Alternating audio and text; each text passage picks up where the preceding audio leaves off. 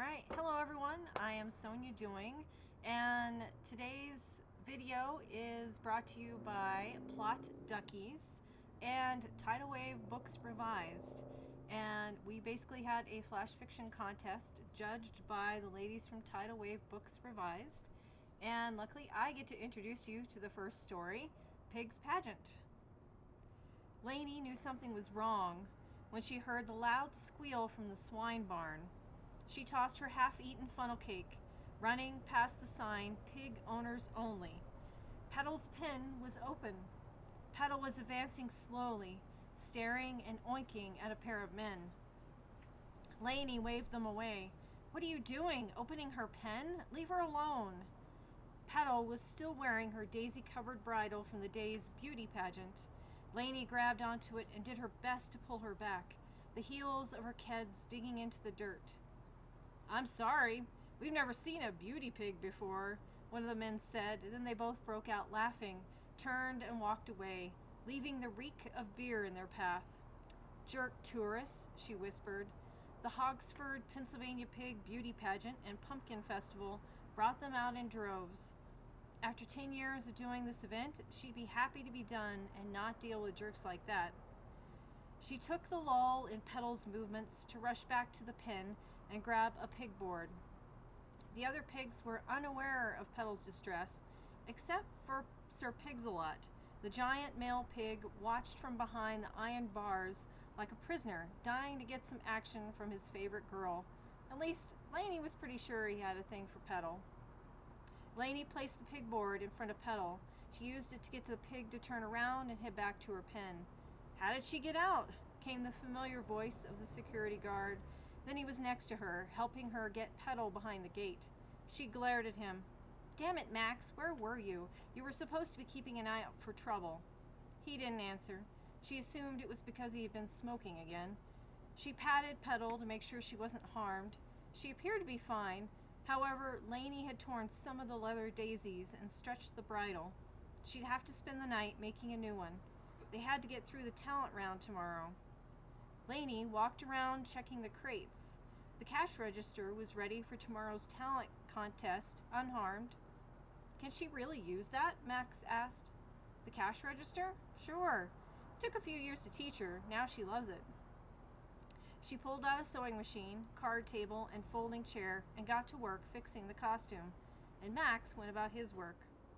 Every once in a while, she could feel some chill air coming from the late night outside. Meanwhile, she worked away at the new bridle and the tiny daisies. She looked up to see a man wandering around the pens, taking photos of the pigs. She didn't see Max anywhere. The man spotted her and waved. "Hey there, I'm so glad to run into someone." He showed a pass he had around his neck.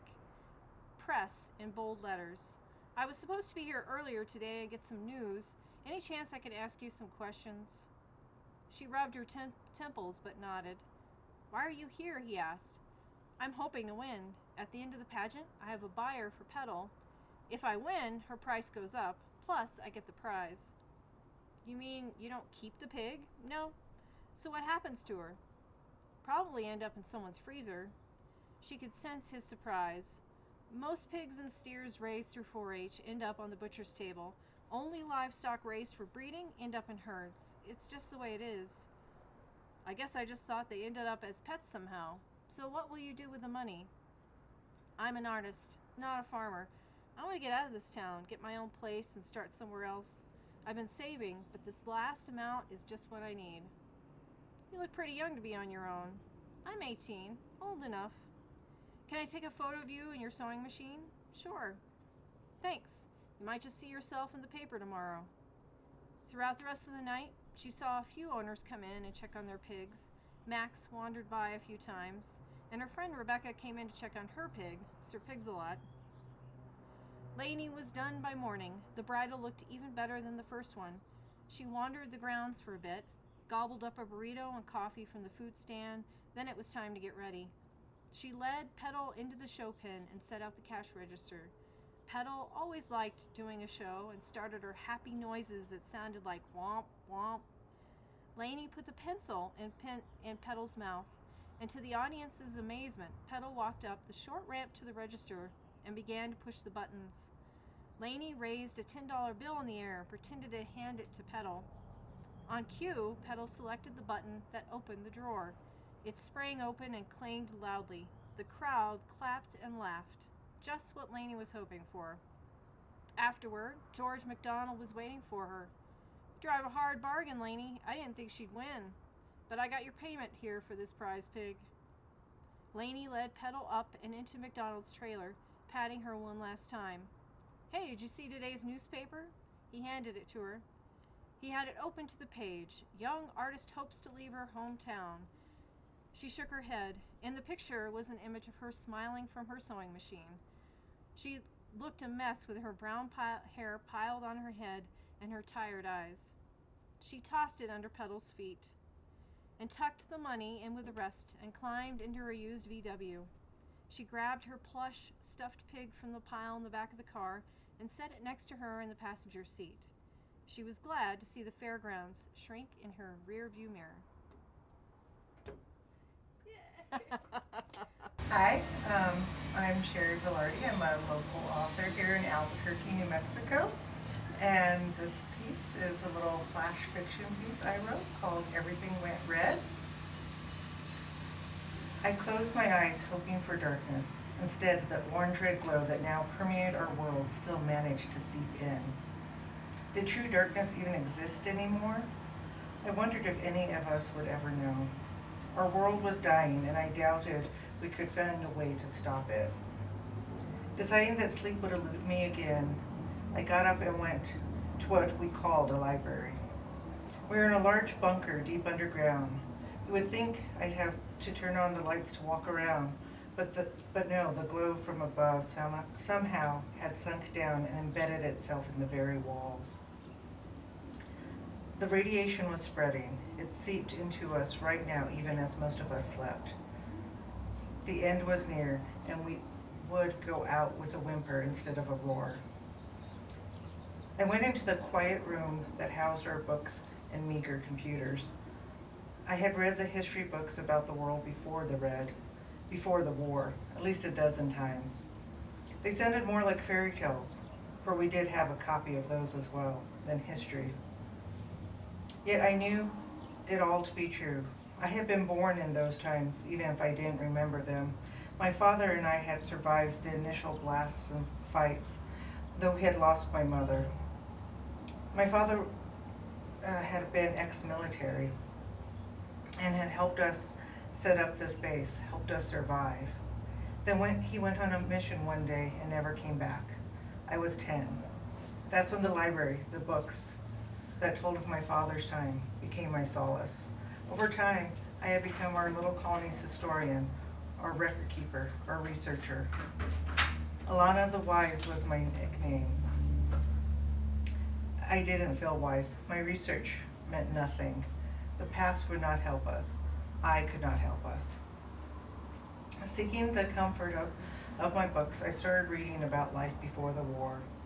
Everyone else, except our lookouts, slept, so the only sound to keep me company was the rhythmic beeping of the computers. We kept them on even though we had not heard from other human beings in almost a year. For all we knew, we were the last humans left. I doubted that, but we were at least the last with access to communication, and that was close to being the same thing. The isolation had started to get to all of us, not to mention that our food supply had started to dwindle. Our attempts to grow food underground had proven fruitless, and nothing could be grown on the red earth now.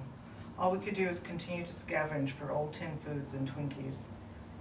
Try as I might, I could not concentrate on reading, so I switched to my passion project, the need to write down my own story. I had been secretly working on a history of our time, of the red time after the war. After the others had come, and for all intents and purposes killed humanity and everything else on earth. I went to the bookcase and pulled it away from the wall. I constructed a hidey hole out of sight, but easy enough for me to get to store my writings. Why I hid them, I don't know. I had already filled several notebooks with what had happened after the attack that changed the world, but I had no idea if anyone would ever read them. My father told me that before the attack, people who believed in aliens were called crazy. The governments of the world had known different, though, but kept everything top secret. Some world leaders had tried to communicate with the aliens. Others had built space defense systems. The attack came fast and hard. The space defense systems that were out there were completely ineffective. We never had a chance. Most people were caught off guard, and many were dead before they even knew what hit them. Those who survived had to live in a post-apocalyptic world worse than if 1,000 nuclear weapons had been detonated. Whatever they nuked us with didn't dissipate. It kept growing and soaking into what was left. If we dug down, it eventually caught up with us. Soon, the very core of the earth would be dead, and the rest of us survivors with it. Why? That is all anyone could ask. Why would they come and do this to us, to our planet? They were making it uninhabitable. So why destroy all the races of Earth if they couldn't even use the planet afterwards? I think that they did this before, to Mars at least, and probably more planets out there. They come and destroy, then move on. Maybe the radiated planets can somehow give them a power source? It's the only thing they can think of, her father had once confided in her. She didn't think that he had been wrong. The Reds destroyed as if for fun, and then they just left us to die. As I came back to present, I started to write about the dwindling food situation, the lack of communication, the fact that the red continually spread and now it was never dark anymore. Lost in my writing, I jumped when I heard a random beep from the computer station. What the hell? I quickly got up and went to the screen that had blinked to life for the first time in forever. Message after message began coming across the monitor. They were coming into the address that we had been broadcasting on every network we could find. Apparently, we were not as alone as we had thought. I immediately started to open the messages, eager to see who else still existed out there and was contacting us. Bunker 117. We have heard your broadcast. Are you still there? Are there still survivors? Depending on the number of survivors, we might be able to pick you up immediately. Please reply. Time is short. The Earth will not last much longer. We have a plan. Please contact. Bunker 117. We have a ship. We have a means of escape. Please contact so we can evaluate your location. I sat there blinking. Could any of this be true? Could there be, not only be other people out there, but could they have a ship, a means of escape? Why hadn't we heard from them until now? Who are these people? So many things ran through my head. I didn't even know where to begin my reply. This is Bunker 117. We are still here.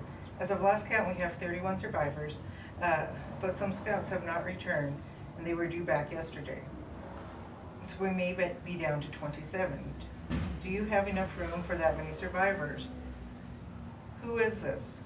Why have you not contacted us before? I do not recognize the address from which your transmissions came from. We were once one of the largest outposts we have heard from most colonies in the past. And what do you mean that the Earth won't last much longer? How can you know that? Please send more information. I sat there not knowing what else to do. There were probably tons of other things I should be asking, but my mind went blank. I should go wake the others. The acting commander would want to know. Hopefully she would know what to do as well. Before I could move, though, the screen started scrolling once more. We had no means of communication before. We are just now able to find survivor colonies. The message kept coming faster. I barely had time to think, let alone go get the others.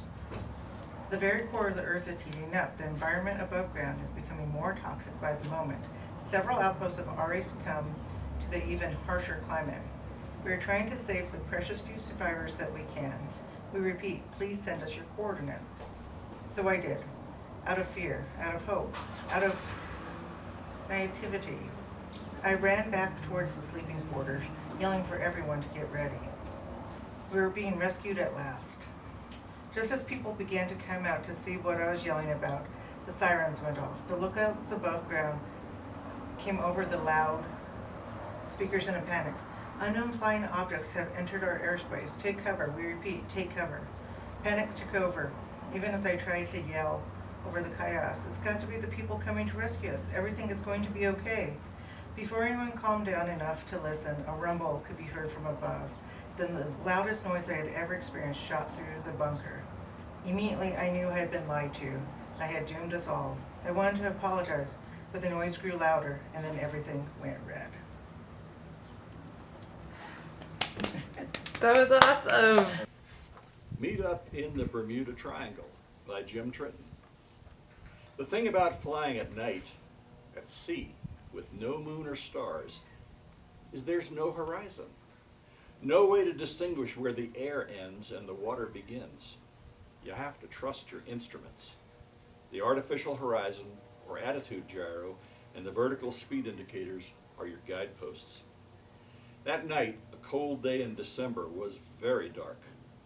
Flashes from the towering thunderstorm ahead provided the only lights. And of course, the white and cobalt blue flames coming out of the exhaust stacks on either side of the A1E's massive Wright 2,700 horsepower engine, and the red and green wingtip lights. This old bird had been decided before I was born and had the looks of a classic World War II fighter. The rule about thunderstorms is to fly as low as possible underneath the bad weather. I decided 500 feet was about right, enough altitude to live through a sudden downdraft, high enough to be well over the small Caribbean atolls and keys that dot the Bahama Islands. The steady drone of the engine lulled me into a fixation on the artificial horizon and neglecting to watch whether I was holding my altitude or in a slow descent. The warning button on the radar altimeter turned red and an audible alarm sounded in my helmet's earphones. I shook my head, blinked, and pulled back on the stick while I added about 10 inches of engine manifold pressure to permit me to gain altitude and level off again at 500 feet. I throttled back to cruise settings and double-checked my headings against the magnetic wet compass. I was 350 miles off the coast. No chance I would miss hitting the United States, but not at all certain I would be anywhere near the exit of the St. Johns River. This area of the Caribbean had been labeled the Bermuda Triangle for numerous strange occurrences, including difficulties in navigation. Then, too, there was that story about the missing Flight 19. 5 Fort Lauderdale-based Navy TBM Avenger torpedo planes disappearing over these same waters in December 1945. As I passed under the thunderstorms, the windscreen lit up with electrical sparks that crawled from the center outward. I glanced out to the wings and saw the St. Elmo's fire advance from the fuselage outboard to each wingtip. I watched the meteorological phenomena. Didn't seem to affect the navigation lights or my instruments. Not much to do as I motored along and passed through the bad weather. I flipped the toggle switch to see if I could pick up the automatic direction-finding radio beacon on New Providence Island. The #1 needle swung from side to side, pointing back to the thunderstorms. No sense trying to use the onboard navigation aids. Just keep flying west. Report back to the ship, feet dry, when I was over land. Then figure out if I was north or south of the St. Johns River. From that point, it'd be a cakewalk to follow the eastern shore to the welcoming white and green rotating beacon at the Mayport Naval Air Station. The audible alarm from the radar altimeter woke me up, and I instinctively pulled back on the stick and added throttle. The aircraft responded and the altitude warning alert ceased. I again shook my head and thought how lucky I was to not have technology work in my favor. I reduced power and stretched my torso and legs. Time to dig out the maps. The windscreen filled with an opaque gray, realizing I had entered a fog bank. Focus on the attitude gyro, keep the wings level, maintain altitude. I reached down to the documents pouch on the right side of the cockpit and extracted the aviation charts for the southeast U.S. As I turned my head back up and to the left, I had difficulty getting my eyeballs to steady on the artificial horizon. My stomach churned with foul-smelling burps escaping my gut. My head hurt. Classic symptoms of vertigo or spatial disorientation. Focus on the attitude gyro. Ignore what my body is telling me. I am not in a turn to the left and a climb. The artificial horizon shows wings level. Do not touch the stick. Disregard the pain in my head. keep my head steady, and don't move it to upset the semicircular canals in my ears further. The sloshing of the fluids will settle down if I can sit still. My nausea intensified, and I opened my helmet bag just in case I needed to barf. I knew I was in a turn and my instruments were wrong. I turned to the right and took off power to compensate. There. That feels better. I'll have this bird thoroughly checked out before I take it back to the aircraft carrier. The feel of the plane seemed normal. I smiled without a care in the world as the A1E struck the water, cartwheeled, and came to a stop amid screeches and the sounds of tearing metal. When I opened my eyes, it was daylight, and I stood outside the cockpit on a sandy, treeless island. My A1E sat upright on a windswept beach. Somehow I was resting on its landing gear, and there was no damage to the airframe. I patted my body to see if I could feel my touch. Everything felt the way it should. I removed my helmet and my orange Mae West and dropped them on the sand. "Hi there!" A voice came from behind me. I turned to face the source.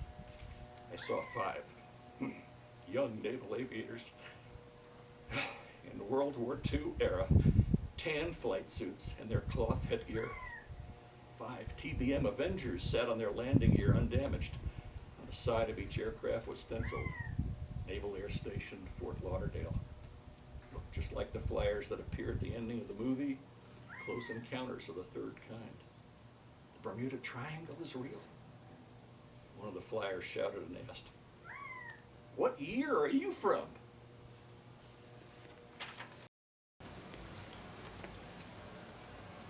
I died on a mountaintop.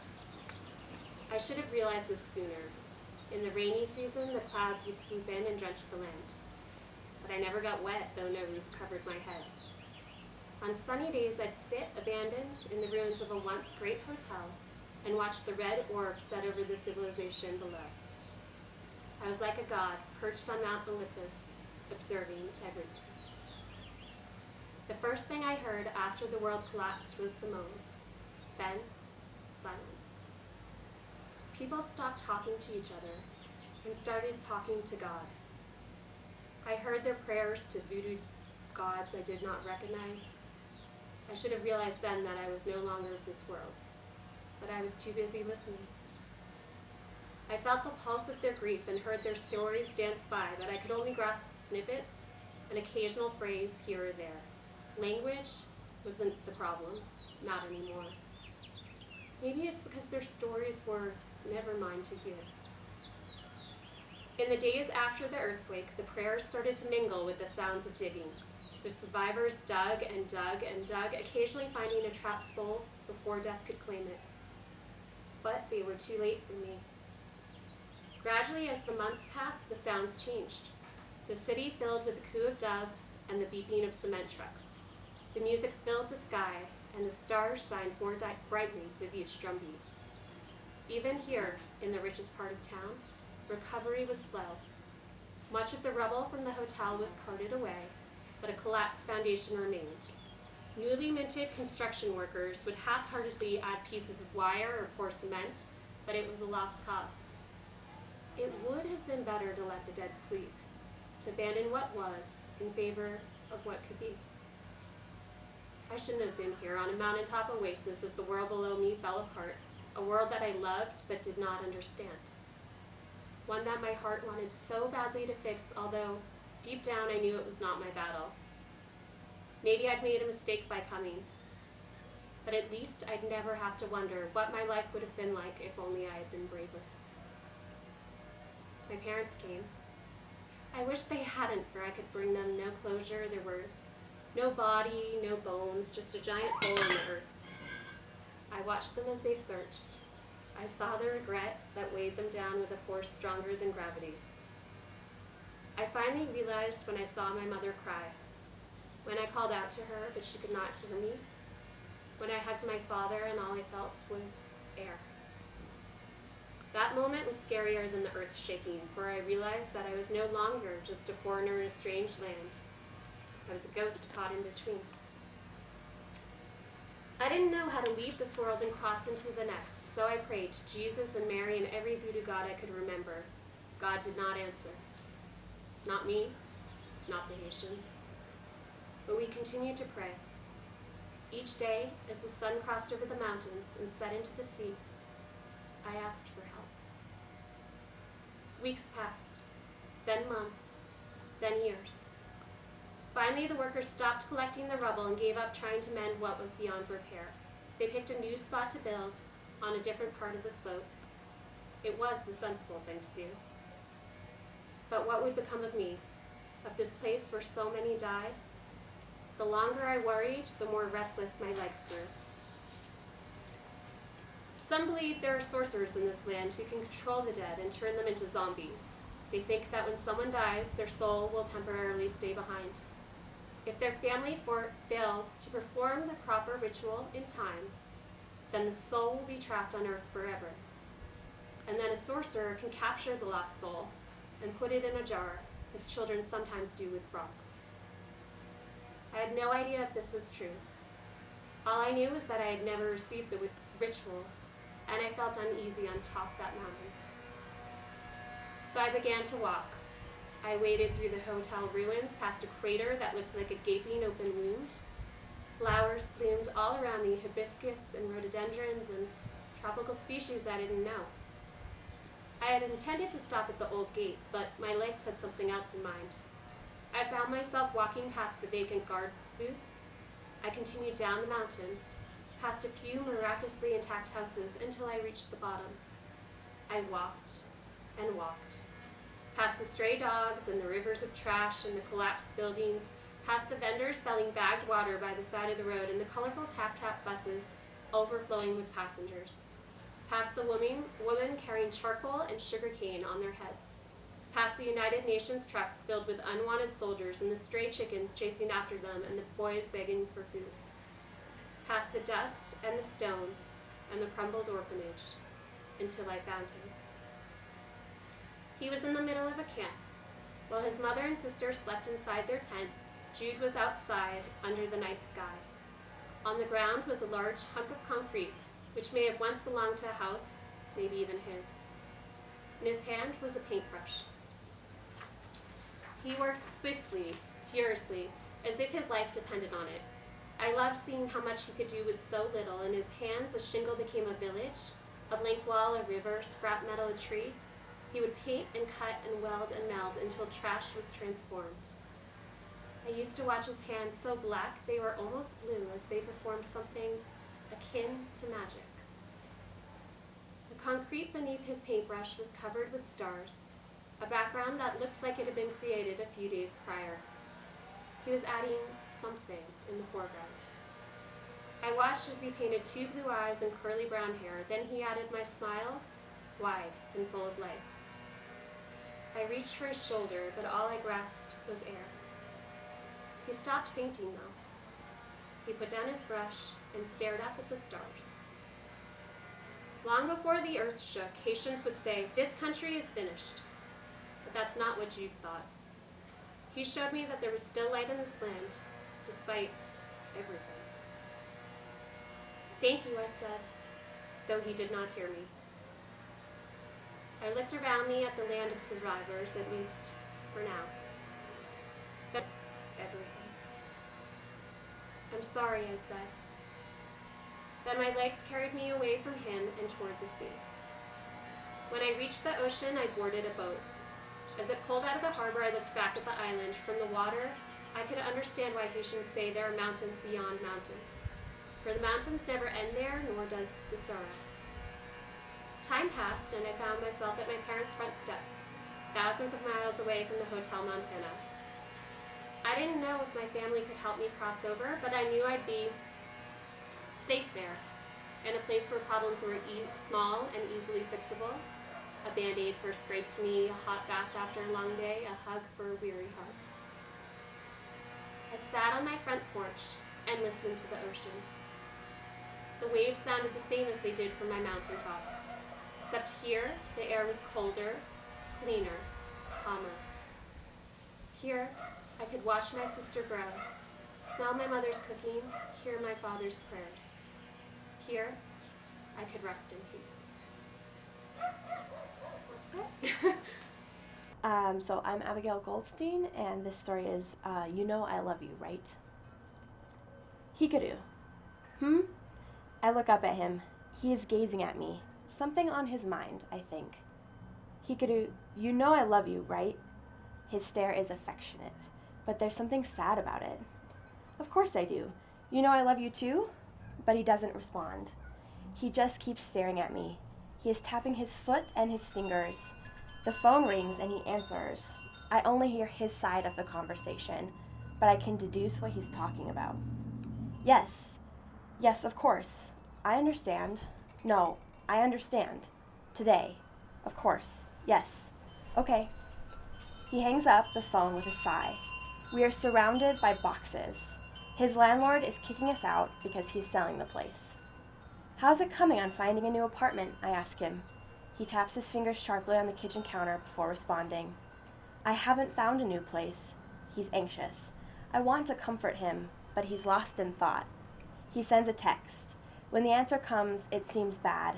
His face grows dark. It'll be okay, I say. My mom offered her spare room, he says. He stares out the window at the neighborhood moving along outside. That'll be okay for now, I say. We can share the space, no problem. He only sighs in response. I get up and move over to him. I wish he would put a hand on me, but he doesn't. In fact, he seems to purposefully lean away from me. He doesn't wish to be touched. That's okay. I understand. Everything is going to be okay, I say. I know the words seem empty, but I believe them, and I hope he can draw some encouragement from me. You want to go for a drive? He asks suddenly. Of course, I say. He is very particular. Well organized, put together. I watch as he grabs his wallet from its place on the counter and slides it into his back pocket. He grabs his keys from where they hang by the door. He checks quickly to make sure no windows are open and the stove is off. Then we are out the front door. He drives a simple blue Camry. He has never been one for having more than necessary. We have been together for so long. I love him dearly. It's a beautiful day, so we drive with the windows down. I like to rest my cheek on the door so I can smell the fresh air. The whole world seems warm and smells like fresh-cut grass and cherry blossoms. We go in a direction I've never been before, but I trust him. He knows his way around very well, and he has always taken care of me, even when I know I've been a burden. I turn to watch him as he drives. His mood has not changed. His fingers tap frantically on the steering wheel. He flicks his turn signal and makes a right, maneuvering us into the parking lot of a small, shabby-looking building, the animal shelter. Oh, wow, I exclaim. Are we adopting a new pet? That will help you get your spirits up. He is quiet as we slowly walk toward the building. I press on. You know, I'm not a huge fan of dogs, but if it'll make you happy, I'm sure we can find one that's well-behaved. And I'm a really great judge of a cat, so let me help you choose the right one for us. He doesn't respond. We enter the building. It's so loud with barking and squawking and meowing that I can't hear what he is saying to the people at the desk. I'm distracted by all the pets here who need homes. It makes me sad that they don't have all the love and support that I've found in my life, and a part of me wishes I could make it better for all of them the way he made it better for me. When he's finished speaking to the employees, he turns to me. He is incredibly tall, thin, and lithe. He likes to run. He keeps his hair trimmed close to his head. His hands are huge. I'm pretty small, so he has made a habit of resting his hand on top of my head. He does so now, and then crouches on the balls of his feet so he can look me right in the eye. He is crying, and suddenly I am very afraid. Hikaru, you know I love you, right? He asks me again, softly. A tear falls down his cheek and drops off his chin. Of course I do, but why are you crying? What's wrong? I ask, feeling a bit frantic. In response, he only ruffles my hair a little and stands back up. I am so focused on his face that I don't notice a female shelter employee come up behind me. Suddenly, she seizes me. I can't break free from her grasp. I cry out to him, but he turns away. He turns his back to me. His shoulders are shaking, but he doesn't turn around. I scream for him to rescue me, but he walks away. He walks out of the building. The female employee drags me to another room, one like a hospital with an examination table in the middle. Finally, she lets me go, and I throw myself against the door, desperate to escape. I scream for somebody to help me. I scream for him to come back and save me. Nobody comes. The female employee sits on a chair in the corner of the room. When it's clear that I won't be able to get out of the room, I turn to face her. How could you do this to me? I hiss at her. I am furious and terrified and confused. I'm sorry, she says. Her head is in her hands. When she looks up, I can see that she is crying, just like he was. She whispers, I'm sorry, Hikaru. Can you at least tell me what's going on? I ask. No response. She simply looks at me with so much pity in her eyes. The door behind me opens and another man walks in. You okay? He asks her. He can tell that she's been crying. Not really, she says. He walks over to her and places a comforting hand on her shoulder. I understand, but don't worry. Everything is going to be okay. It feels like he is talking to me. I wish he was talking to me. I wish he would put his comforting hand on my shoulder. My head aches. I want to cry. She speaks up again. Did he tell you why? She looks at the man with piercing, questioning eyes. I would also like to know the answer to this question, so I am quiet as can be.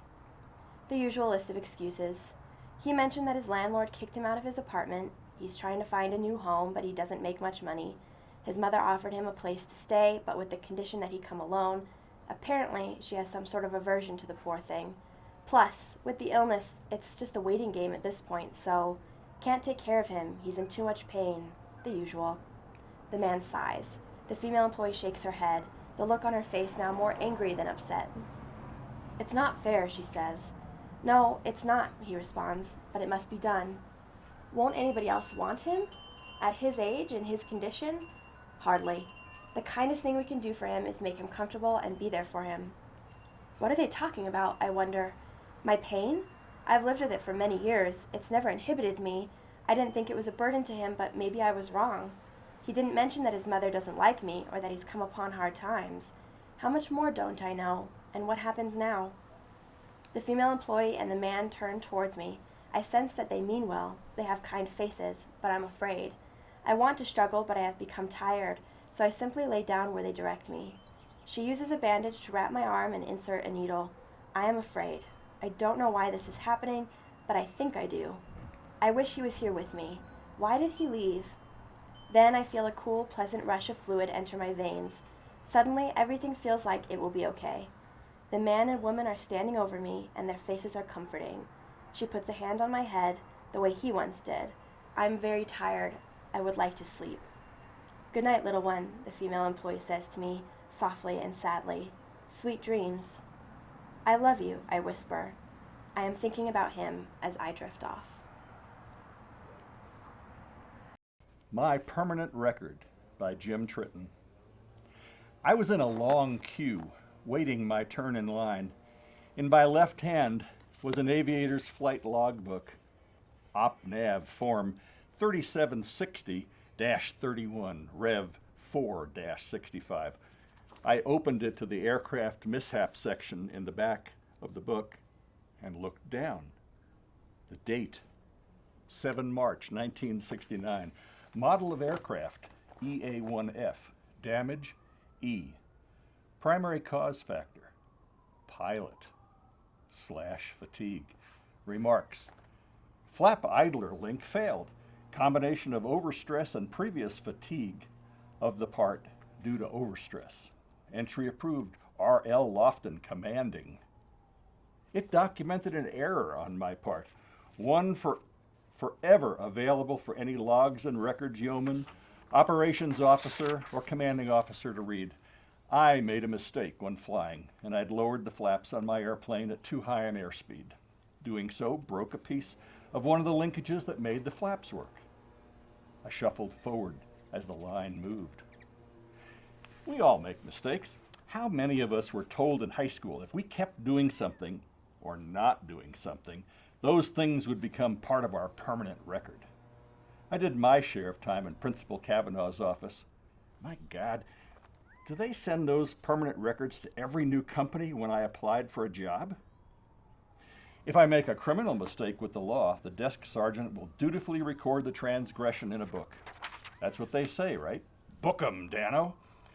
If found guilty or not, some court stenographer will use a corded keyboard to record the decision. Eventually, the record will be transcribed for others to read. Unless you're a juvenile and your file is confidential, or if you enter the witness protection program and are sent to live in Rio Rancho, New Mexico. When my father was in the U.S. Navy, he had a personnel record. 20 years after his death, I wrote to the National Personnel Record Center and paid a few dollars. They sent me his file. I learned a lot about my father from reading what various officers and chief petty officers said about his service. I wonder if we ever cleared his record with his bookie when he passed on. Do we all have multiple records, or does someone maintain a single master permanent record where all these things are compiled? Is there a way to expunge entries with which we disagree? I'm sure everyone has work evaluations they would like to go away, or an entry in a U.S. Navy pilot's logbook recording how he had lowered the flaps while the airspeed was too fast and broke an idler link. Is my, "aw shit, I broke the flaps," balanced out by multiple personal awards, citations, letters of commendation, promotions, and the like? Just how many attaboys cancel out one small aw shit? How many if the transgression is really egregious? Can we convert to Catholicism right before the end, confess, and say a few Hail Marys as penance? How about making a sizable donation to the charity of the Pope's choice? No, wait, I'm Presbyterian, and I think I remember reading something about predestination at Sunday school many years ago. The line moved, and I shuffled forward some more. Only a few more before it'll be my turn. If you go for a job, it is likely someone will gain access to some part of your records. Certainly the federal government checks whether a degree was in fact earned, or whether your experience listed on the job application is as truthful as you described. I remember at least one individual who lied about having a doctorate on her job application and got away with it. At the time, she proudly told friends she had listed an earned PhD on her application to beat out some disabled veteran on the civil service ranking systems. Did both her job and lying get it into her permanent record? There were still two folks in front of me in the line. I opened another of my Navy pilot logbooks to see if someone had recorded an aircraft crash on the aircraft mishap page. An accident far more severe than causing a flap idler link to fail. Interestingly, the record of mishaps in that logbook is blank. Lax logs and records, yeoman? Commanding officer trying to give me a break? Years later, I obtained a redacted copy of the accident report from the Naval Safety Center. They had a record of what happened despite the mishap never making it into my pilot's logbook. Everyone in the squadron knew, even if it wasn't in my logbook. If other people were aware of what happened to me, was it cross-filed into my permanent record? Maybe there isn't some master fusion complex where all things we have done, some of which we would like to forget, are totaled up. Pluses and minuses, naughty and nice. A comprehensive list of all that was good and bad. Perhaps recording all these entries into a single file with everything there is to know about a person is just too complicated for the average mortal and his databases. Problem is, I know. When I was finally at the head of the line, I saw an elderly man stooped over a desk, a nameplate engraved in gold before him. He had waist-length white hair, a long beard, and a drooping mustache. He wore a white robe. I hung my head, my hands clasped in front of me around my logbooks, as contrite as an expression on my face as I could manage. He called my name and lifted a single bushy white eyebrow. I raised my head and looked into his penetrating cobalt blue eyes. He opened a voluminous tome that thudded as it fell open on the desk. Dust rose in the air, and he blew away a small cloud. He coughed, waved his hands to clear the air. Let's see what we have here. St. Peter tilted up the hardcover black book. I saw the title, The Permanent Record of James John Tritton.